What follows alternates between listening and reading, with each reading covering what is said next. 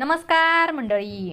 Star प्रवाहावरील लग्नानंतर होईलच प्रेम या मालिकेच्या पुढील येणाऱ्या भागामध्ये आपल्याला असं बघायला मिळणार आहे की देशमुखांच्या घरी प्रभू श्रीरामाची रामनवमी आपण पाहणार आहोत.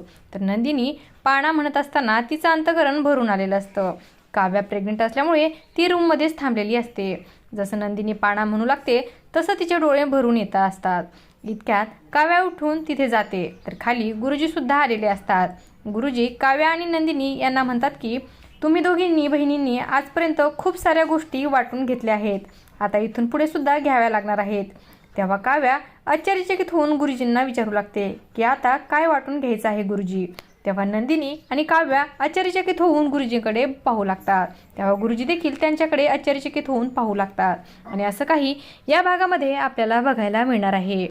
अशाच मालिकांच्या नवनवीन अपडेट्स पाहण्यासाठी आपल्या चॅनलला सबस्क्राईब करा आणि व्हिडिओ आवडला असेल तर लाईक आणि शेअर करायला विसरू नका.